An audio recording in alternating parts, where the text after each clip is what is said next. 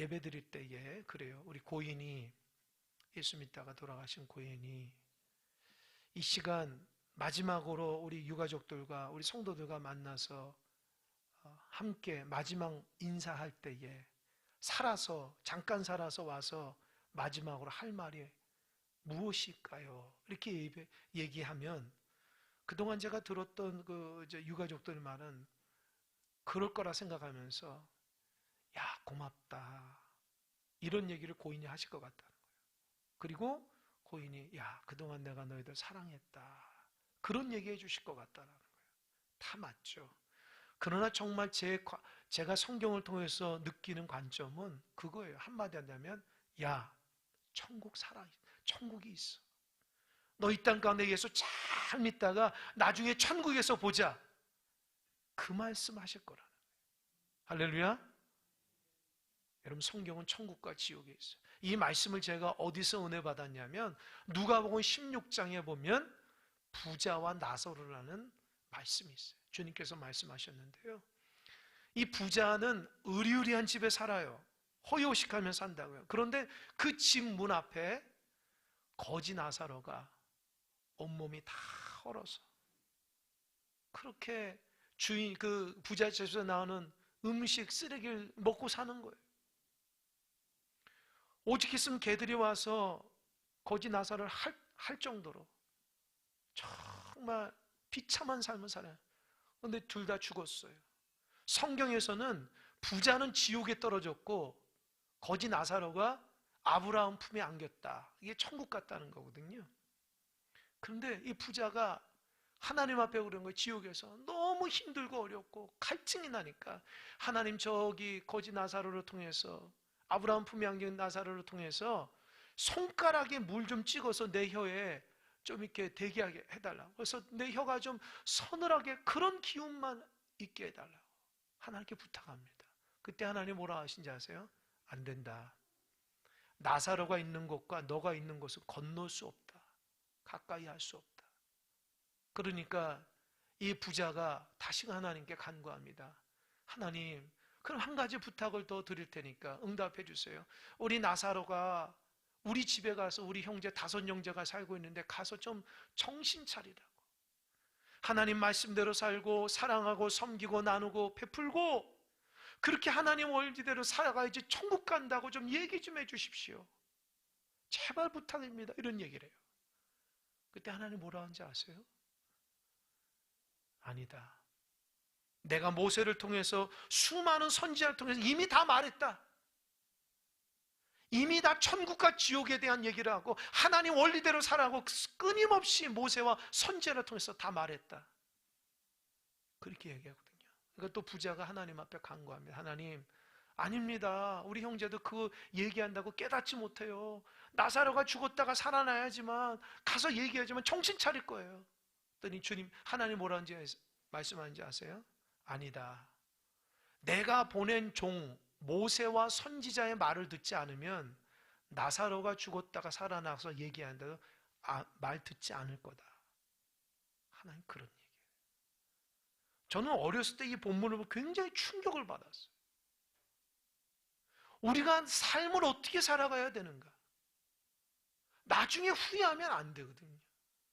잘 살았다고 하는데 지옥에 떨어지거나 잘 살았다고 하는데 상급이 없어가지고 땅을 치고 후회하면 안 되고, 또 나뿐만 아니라 우리 식구들, 우리 주변에 있는 사람들이 지옥 가면 안 된다는 생각이 얼마나 강하게 들은지 몰라요.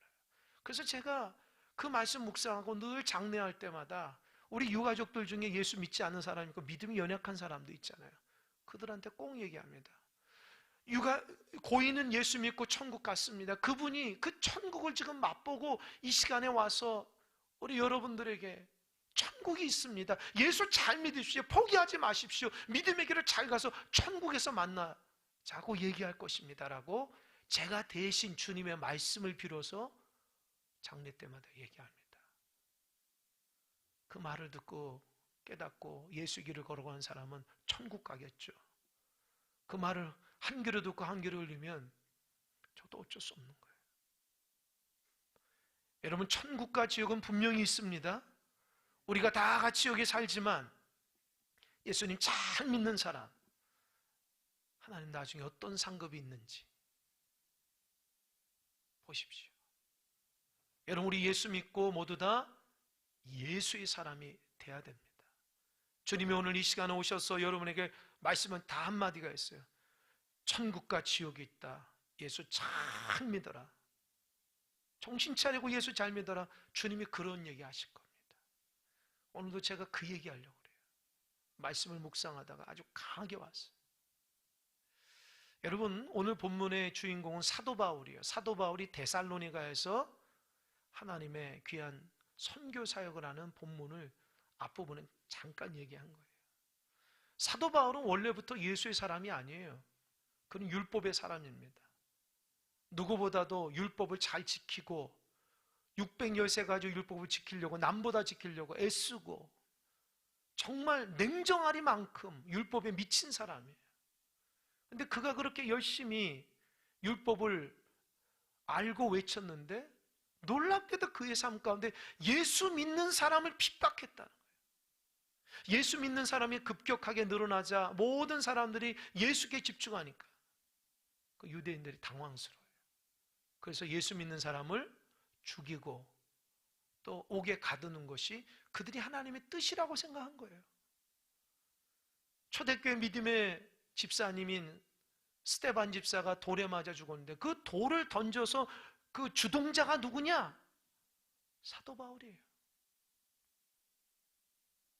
또 사도 바울은 그걸 계기로 해서 예수 믿는 사람 옥에 가두려고 저 북쪽에 있는 다메섹으로 대제사장의 공문을 받아서 지금 가서 다메섹에 있는 모든 예수 믿는 잡아서 감옥에 가둘 계획 가운데 가고 있어요. 여러분 생각해 보세요. 사도 바울이 하나님을 아는 사람이 예수 믿는 사람 핍박한다니까요. 여러분 어떻게 해석해야 돼요? 하나님을 도대체 어떻게 알았기에 하나님 대신 예수님 믿는 사람 핍박하는 거예요? 참 어이가 없죠. 그래도 사도 바울은 그것이 자기의 사명이라 생각한 거예요. 안타깝죠. 사도 바울이 다메섹 도상 다 도착했을 때 갑자기 하나님이 강렬한 빛으로 사도 바울을 꼬꾸라뜨렸어요. 아무것도 안 보고 넘어진 거예요. 그때 사도 바울은 누구십니까? 얘기하니까 주님께서 뭐라고 그랬어요? 나는 내가 핍박하는 예수라. 근데 여러분 사도 바울은 예수님을 직접적으로 핍박해 본 적이 없어요. 예수 믿는 사람을 핍박했지. 그러니까 예수님 입장에서는요, 예수 믿는 하나님의 백성, 사도, 주의 귀한 백성들을 고난 주는 것이 예수님께 고난 주는 것 똑같이 여겼다는 거예요. 여러분 고난 당할 때에 예수님도 고난 당하는 거 잊지 마시기 바랍니다. 여러분 정말 정직하고 진실하게 하나님 말씀으로 살아가다가 고난을 당하면 예수님도 동일하게 고난을 당하시는 거예요. 나 혼자 당하는 고난이 아니에요. 하나님이 다 알아서 하실 겁니다. 그래서 그 말을 듣고 사도 바울이 굉장히 충격에 빠져서 다메섹으로 사람들이 아무것도 보이지 않아서 손에 끌려서 가서 3일 동안 철저하게 회개했어요. 저는 그 말씀을 묵상하면서 그런 생각이 들어요. 그건 제 생각입니다. 여러분 어떤지 모르겠어요. 여러분 생각해요. 사도 바울은요, 믿음의 사람 스데반을 돌로 쳐 죽였어요. 하나님 볼 때 원수 같은 사람이에요. 교회를 회파했어요. 사도 바울은 예수 믿는 사람 다 잡아 가뒀어요. 핍박을 줬어요. 그러니까 하나님 입장에서는 원수 같은 사람이기 때문에 여러분 제가 생각할 때 그냥 제거해도 되잖아요. 사도 바울 한 사람 뭐 죽인다고 해서 뭐 대단한 거 아니잖아요. 근데 우리 하나님은 사랑이 많으셔요. 어떻게 써요? 그를 고쳐 쓰십니다. 할렐루야. 그를 고쳐 쓰셔요. 저는 그곳에 감동을 받았어요. 여러분 솔직히 저와 여러분들이 하나님 쓰실 만한 그릇이 됩니까? 한번 대답해요. 여러분 하나님 보시기 쓰실 만한 그릇이 돼요? 혹시 우리가 하나님 일에 방해거리가 되지 않았을까요? 하나님이 기쁨을 주는 것보다도 하나님께 근심 걱정하진 않았을까요? 나 때문에 예수 못 믿게 하진 않았을까요? 나 한 사람 때문에 가족 식구들 주변 사람들 예수 못 믿고 실망시키진 않았을까요? 어떠십니까? 그래도 우리 하나님은 우리를 고쳐 쓰십니다. 할렐루야. 기억하세요. 주님의 사랑이 있는 거예요. 내가 잘나서 여기까지 온 게 아니라 주님이 나를 고쳐 쓰시는 그 은혜가 있기 때문에 여기 있는 거예요. 그 은혜를 모르면 큰일 납니다. 하나님은 사도 바울을 불쌍히 여겼어요. 스데반을 죽일 때도 주님이 다 봤어요. 내 사랑하는 스데반 집사를 돌로 쳐 죽일 때 얼마나 하나님 마음이 아프겠어요. 예수 믿는 사람들 예배 드리다가 다 붙잡아서 감옥에 갈 때도 주님이 다 봤다고요. 주님이 얼마나 속상하겠어요. 그래도 우리 주님은 사도 바울을 불쌍히 여기서 그를 예수의 사람 만든 거예요. 예수를 핍박했던 사람이 예수님 때문에 핍박받는 사람이 되게 만든 거예요. 다메섹에서 기도하는 아나니아라는 하나님의 귀한 사람에게 하나님 응답하시, 야, 너 가서 사울이라는 청년에게 가서 안수해줘라. 하나님, 사울이라는 사람은 예수 믿는 사람 핍박하는 사람이에요. 어찌 그럴 수 있습니까? 주님이 그럽니다. 뭐라 했어요? 이 사람이 내 이름을 위해서 많은 사람에게 고난을 받고 고통을 당하고 그런 나의 택한 그릇이다. 아나니아는 이해가 안 돼요. 그래도 주님의 말씀 가운데 가서 안수를 딱 하니까 성령이 역사해서 사도 바울의 눈에 비늘이 싹 벗겨지니까 어떻게 됐어요? 그 다음부터는 주님의 눈으로 본 거예요. 주님의 입으로 말한 거예요. 주님의 귀로 듣고 주님의 손과 발이 돼서 가는 곳마다 생명을 살린 하나님의 사람이 됐습니다. 할렐루야. 할렐루야. 여러분도 성령으로 안수받길 바랍니다. 주님의 눈으로 보고 주님의 입으로 얘기하고 주님의 손과 발이 돼야 됩니다. 내 중심으로 살아가는 것이 되면 안 돼요. 주님이 원하시는 귀한 사람 돼야 돼요. 사도 바울이 복음을 전하다가 얼마나 은혜 받은지 열심히 전도했어요. 고난이 있더라도 죽기 살기로 전도했어요. 왜요? 자기가 과거 예수님을 핍박했던 사람이기 때문에 빚진 자의 심정으로 내 생명 거는 거예요. 사도 바울은 평생 스데반을 돌로 쳐 죽였던 그 하나님 앞에 죄가 있는 거예요. 예수 믿는 사람을 핍박했던 그 죄를 안고 살아가요. 내가 그런 죄인이다. 그래서 더 열심히 예수님에서 살아가자. 할렐루야. 여러분도 우리도 그런 은혜가 있어야 돼요. 나의 부족함과 연약함을 깨닫고 내가 하나님의 교회를 위해서 주님을 위해서 생명 바쳐 복음의 사역을 살아야 되겠다. 할렐루야. 그런 아무런 생각도 없이 그냥 뭐 주일날 가서 예배 드리고 말지. 여러분 정말 예수의 사람이 되시길 바랍니다. 예수님이 여러분에게 그렇게 작은 분이 아니에요. 좀 예수님을 크게 보시고 예수님을 위대하게 보시고 여러분의 생명들, 여러분 안에 우리는 고린도서 보면 우린 질그릇이지만 이 질그릇에 담긴 예수 그리스도는 보배로운 그릇, 보배로운 보석 같다고 그랬어요.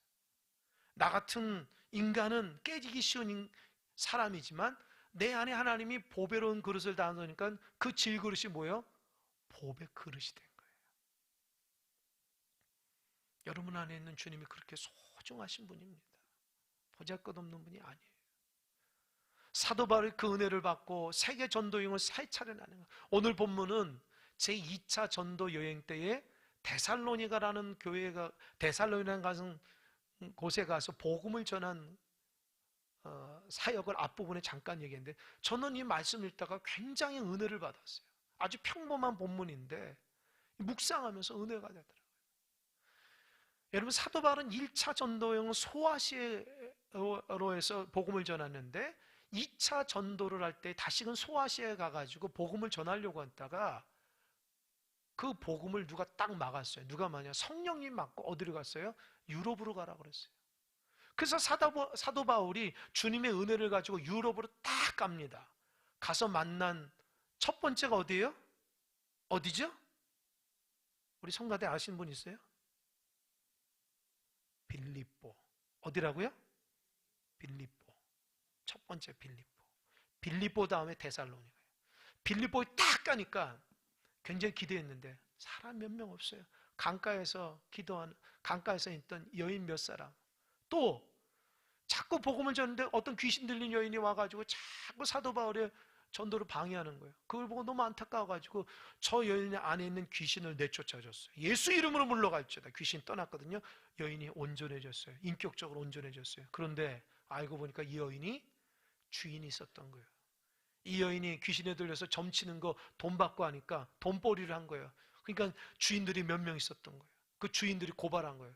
이 여인이 정신이 올바랐으니까 돈벌이 못한다고 고발한 거예요. 여러분, 이게 말이나 됩니까? 귀신 노름하는 그 여인을 이용해가지고 돈벌이를 하는 거예요. 예수님 과감하게 그 안에 있는 귀신을 내쫓아 이 여인을 온전히 정신을 올바르게 했어요. 그것 때문에 감옥에 갔어요. 얼마나 힘들어요. 절망할 수밖에 없잖아요. 그러나 사도 바울과 실라는 한밤중에 하나님 앞에 기도하고 찬양했어요. 죄수들이 자고 있는데 죄수들이 그럽니다. 저 미친놈들 아니야. 저 뭐 하는 거예요? 조용히 하지. 근데 찬양하고 기도할 때에 갑자기 지진이 나가지고 옥문이 다 열렸어요. 그리고 죄수들이 이게 웬 떡이냐 하고 다 나갔어요. 근데 사도 바울과 실라는 도망가지 않았어요. 왜요? 하나님의 일하심을 기대한 거예요. 그때 간수가 와가지고 다 도망갔다니까 자기가 문책 받을 거가 하니까 자살하려고 칼을 들어서 자기를 죽이려고 하다가 사도 바울이 죽지 마십시오. 우리 도망가지 않았습니다. 그때의 간수가 충격을 받았어요. 왜요? 왜 당신들은 안 도망갔습니까? 자유가 주어졌는데. 그러면서 그 밤밤중에 바울과 실라가 고통 가운데 하나님 찬양하고 기도했던 것을 듣고 저 사람이 믿는 신은 뭔가 다른가 보다. 그래서 그 위대한 질문을 하잖아요. 어떻게 해야지 구원을 받을 수 있습니까? 그때 뭐라고 그랬어요? 주 예수를 믿으라. 그리하면 너와 내 집이 구원을 받을 것이다. 아멘? 이 말씀을 듣고 순종해서 그 한밤중에 그 집에 가서 예수의 복음 듣고 모든 가정이, 간수의 가정이 세례를 받아요.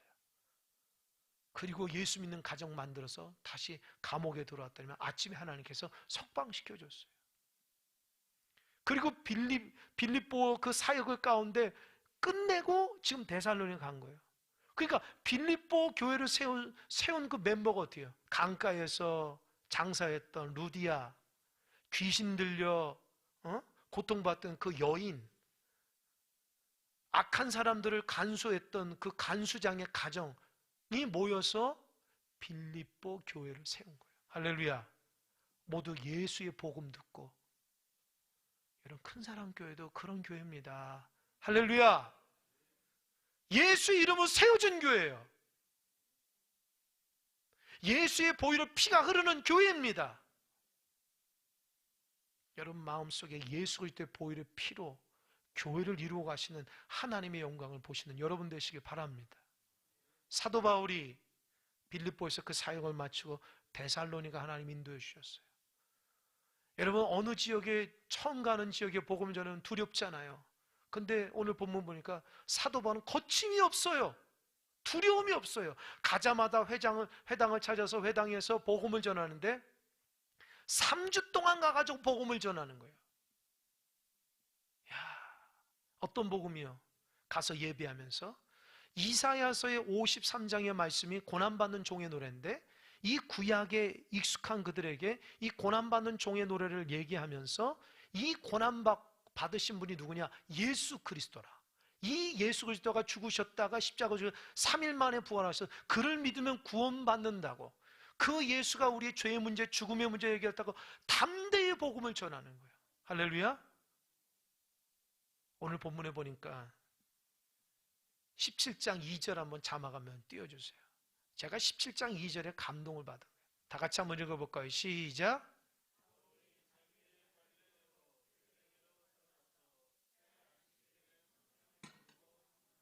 자기의 관례가 뭐예요? 자기 습관, 자기의 평상시 하던 대로. 그게 뭐예요? 어디 가든지 예배하고 어디 가든지 기도하고 어디 가든지 복음을 전하는 거예요. 할렐루야. 할렐루야. 여러분 어디 가든지 꼭 예배하고 기도하고 복음을 전하는 여러분 되시길 바랍니다. 예수 믿는 사람에게서는 그 기본이에요. 예배 드리는 것이 힘들면 안 됩니다. 우리는 어디든지 간에 직장에 가든지 가정에 있든지 일어나자마자 출근하자마자 하나님 앞에 예배하고 기도해야 돼요. 왜요? 우리 믿는 사람이니까. 하나님 세우신 아름다운 성전에 모이기 힘써야 돼요. 금요기도회, 수요예배, 새벽기도, 교회에서 공적인 모임할 때마다 함께 나와서 예배에 신경을 쓰고 예배하는 하나님의 거룩한 습관을 가질 수 있어야 돼요. 우리 성전은 기도하라고 예배하라고 세운 성전입니다. 주의 귀한 백성들이 예배드리지 않으면 성전이 무슨 의미가 있습니까? 기도하지 않으면 성전이 무슨 의미가 있고 이 강대상이 무슨 의미가 있어요? 목회자가 이 강대상에서 말씀 전하고 기도하라고 세운 게 강대상이고, 여러분 그곳에 앉아서 말씀 듣고 기도하고 주님의 귀한 사명을 허락하라고, 그 의자가 성물이에요. 성물, 거룩한 하나님의 의자예요. 그 자리 잘 지켜야 됩니다. 사도 바울은 예수 믿고 거룩한 습관을 가지고 살아갔던 거예요. 어디 가든지 하나님께 예배한 사람이었어요. 어디 가든지 하나님 기도한 사람이요, 어디 가든지 예수 믿지 않는 사람, 복음을 전하는 사람이었기 때문에 그 거룩한 습관이 그 지역을 변화시킨 거예요. 3절 한번 보세요. 3절 자막 띄워. 3절 다 같이 시작. 뜻을 풀어 그리스도가 해를 받고 죽은 자 가운데서 다시 살아나야 할 것을 증언하고 이르되 내가 너에게 전하는 이 예수가 곧 그리스도라 하니. 혹시 4절도 있나요? 자막이? 없어요? 예. 4절은 성경 봅시다. 성경 한번 4절 한번 읽어볼까요? 다 같이 시작. 그 중에 어떤 사람고 경건한 헬라인이 큰 무리야 적지 않은 귀부인도 고난을 받고 바울과 실라를 따르는. 저 좀 보세요. 이 회당에서 복음을 전하는 거기에 누구 있냐? 경건한 헬라인이네. 이 경건한 헬라인이 누구냐? 원래는 이방인이었는데 누군가로부터 율법을 듣고 유대인들은 뭔가 다르다, 유대인들은 뭔가 거룩하다라고 해서 마음에 감동을 받고 이방인처럼 마음대로 살아가는 거기에서 이제는 하나님의 원리대로 율법대로 살아가겠다고 결단하고 믿은 사람들이 경건한 헬라인이에요. 왜 경건한이라고 썼나? 이제는 이방 사람들처럼 자기 멋대로 살지 않고 자기 욕심대로 살지 않고 하나님의 원리대로 살아가겠다고 회당에 나와서 날마다 예배하고 기도하는 사람들이에요. 변화된 사람들이죠. 그런데 이 사람이 사도 바울의 말을 듣고 변화가 됐어요. 구약에서 얘기하는 율법에서는 얘기하지 못한 내용이 뭐예요? 예수 그리스도, 예수님이 나의 죄를 위해서 십자가에 달려 돌아가셨다. 이 말을 듣고 기가 막힌 거예요. 아니 내 죄는 내 죄고 예수 죄는 예수 죄인데 어떻게 내 죄를 다 짊어지고 십자가에 죽었단 말이야? 그 죽었을 때 내 죄가 해결된단 말이지. 예수라는 사람이 다시 살아남으로 인해서 나도 그를 믿으면 죽지 않고 살아난다? 야, 이런 기가 막힌 복음이 어디 있어? 그래서 경건한 헬라인들이 예수님을 영접하게 된 거예요. 할렐루야. 이게 복음의 능력이에요. 여러분 이성적으로 생각해 보세요. 여러분의 죄의 문제, 죽음의 문제를 해결하신 분이 주님이라면 그냥 그 어떤 노력도 아니고 예수를 믿으면 내가 구원받는다는, 이 얼마나 좋은 복음입니까? 그런데 그 복음을 그렇게 신앙생활을 못해서야 되겠습니까? 예수를 그렇게 부족하고 연약하게 아무런 능력이 없이 믿어야 되겠습니까? 이방인들도 예수의 복음 듣고 깜짝 놀라서 변화가 돼요. 예수라는 분이 나의 죄의 문제, 죽음의 문제를 해결하니까 사도 바울을 따라가는 거예요. 여러분 예수 믿은 지 얼마나 되셨어요? 여러분 세례 받은 지 얼마나 되셨습니까? 직분 받은 지 얼마나 되셨습니까? 예수님이 여러분의 얼마나 어떤 분이신가요? 내 마음의 뒷방에 가다 놓고 내 힘들 때만 나와서 나를 위로해 주십시오 하고 평상시엔 뒷방에 가다 놓고 그냥 내 멋대로 살다가 힘들 때만 주님이 나오시는, 그렇게 주님 안에 거하시는 성도가 있습니까? 아니면 아침마다 늘 매 순간순간마다 주님이 내 안에 중심이 되어 주셔서 그분 앞에 기도하고 그분을 위해서 오늘도 먹고 살고 그분을 위해서 내 삶을 바치며 그분 때문에 살아간다 고백하며 어디 가든지 사도 바울처럼 기도하고 예배하고 복음을 전하는 하나님의 귀한 사람으로 살아가십니까? 제가 말씀드리는 것은 여러분 안에 있는 주님이 마음 아파하지 않길 바란다는 거예요. 이방인도 복음을 듣고 저렇게 변화되고 예수를 따라가는데 예수님을 영접한 우리가 예수님의 능력이 없고 예수가 나에게 아무 효험이 없고 내 마음대로 즐기며 살아가는데 오히려 방해거리가 된다고 생각하면 되겠습니까? 또 한 부류의 사람이 있어요. 귀분이에요, 귀분. 적지 않은 귀분. 여러분, 우리 초대교회, 우리 한국의 초대교회에서도, 초창기 교회에서도 교회에 여자들이 잘 들어오지 못했어요. 그때는 남녀 칠세 부동석이라서 천으로 이렇게 딱 갈아놓고 오른쪽 왼쪽 나눠서 성교를 나눠서 예배드렸다. 그러니 초대교회 그 사도행전에 있는 교회는 그 회당은 얼마나 더 엄격하겠냐는 거예요. 근데 그 귀부인들은 고위층이니까, 이 나라의 굉장히 상류층이니까 조금 자유가 주어졌겠죠. 근데 그들 눈에도, 마음대로 살아가는 그들 눈에도 하나님의 백성이 살아가는 그 거룩함을 보고 매력을 느꼈다는 거예요. 저 사람들은 왜 자기 멋대로 살지 않지? 저 사람 저렇게 자기 마음대로 살아도 어떻게 저렇게 하나님의 원리대로 저렇게 순수하고 깨끗하게 살아? 감동을 받은 거예요. 그래서 회당에 와서 예배를 드리는데 사도 바울의 복음을 듣고 거기서 예수를 만나서 감동을 받은 거예요. 나를 위해서 죽으셨다고? 나를 위해서 부활하셨다고? 그러면서 그 여인들 마음속에 예수가 쑥 들어가서 주인으로 잡고 사도 바울을 따르겠다고 결단한 거예요. 근데 여러분, 이게 성경에 있는 내용이고 성경에 기록되지 않는 내용은 뭐예요? 이들이 집에 가서 어떻게 했어요?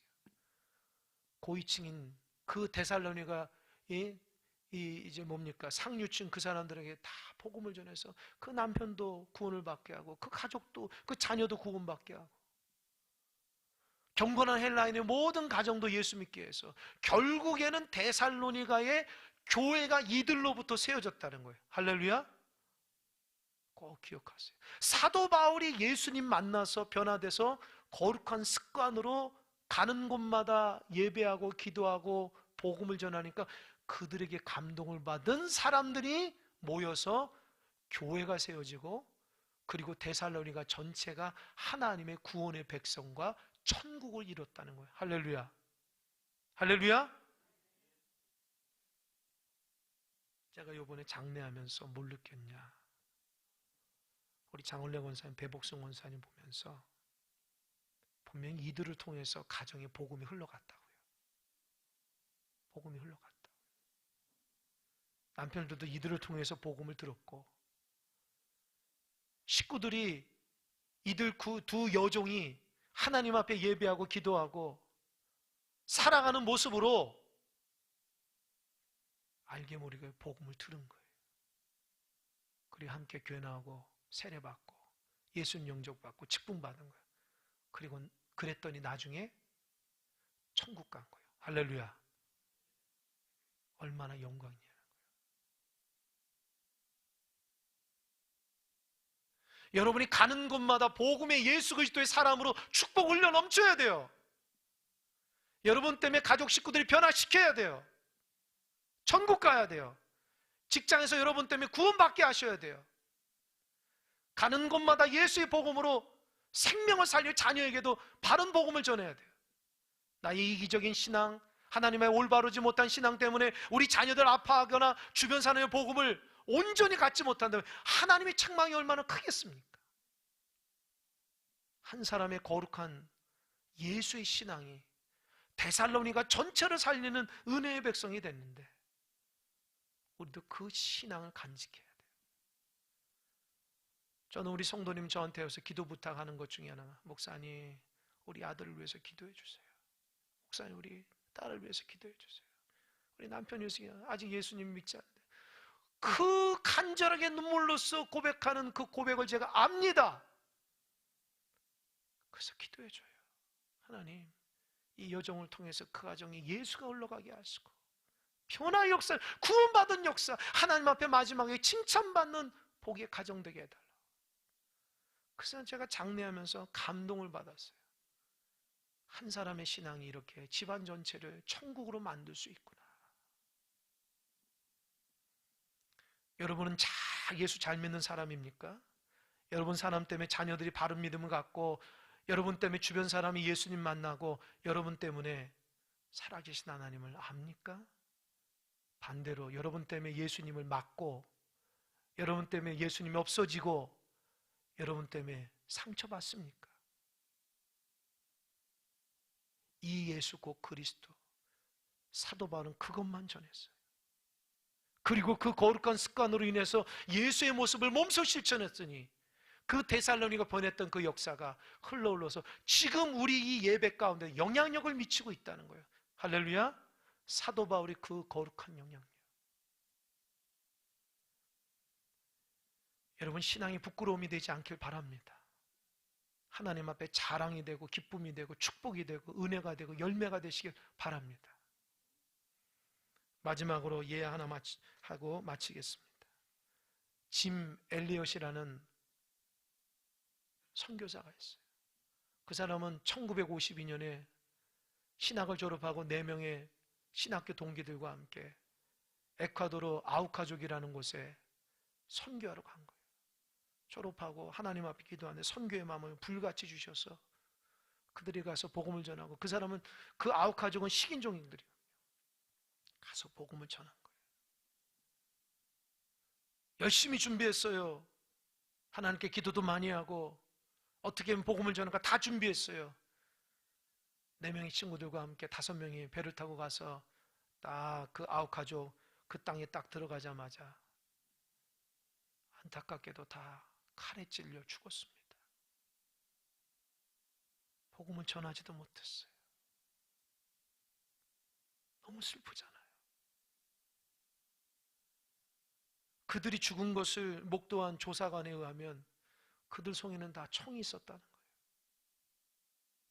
근데 왜 아우카족 부족을 쏴지 못하고 총에만 들고 있었을까요? 총알이 다 있다는 거예요. 그들이 갖고 있는 총은 아우카족의 사람들에게 복음을 전할 때에 쓰는 총이 아니라 복음을 전할 때 짐승들이 오면 그 짐승들을 죽이기 위해서 보호하기 위해 쓴 총이었기 때문에 그 복음을 전하는 대상자에겐 차마 총을 겨눌 수 없었다는 거예요.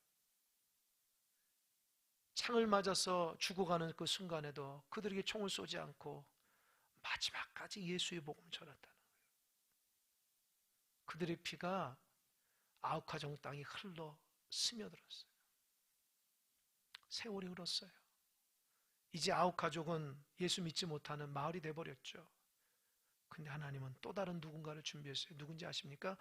짐 엘리엇의 아내인 엘리자베스가 남편을 잃고 고통 가운데 있다가 하나님의 은혜를 받고 나도 남편 따라 예수 전하다가 복음 전하 죽어야 되겠다고 선교사로 차원한 거예요. 그리고 가는 곳이 남편 죽었던 그 아우카족으로 가는 거예요. 사람들이 말렸죠.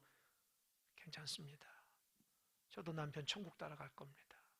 복음을 들고 기도하고 갔더니만 거긴 식인종이거든요. 근데 놀랍게도 하나님이 그 아우카족의 마음에 심령의 마음을 열어서 그 여인의 복음을 받게 한 거예요. 할렐루야.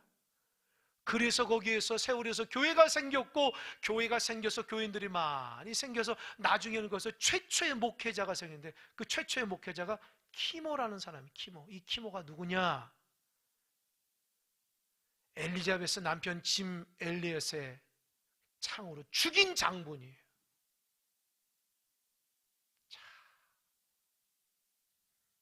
복음 전한 남편을 칼로 창으로 죽인 그 사람이 그 죽일 때에 그 예수 그리스도의 피가 튀긴 것 같아요.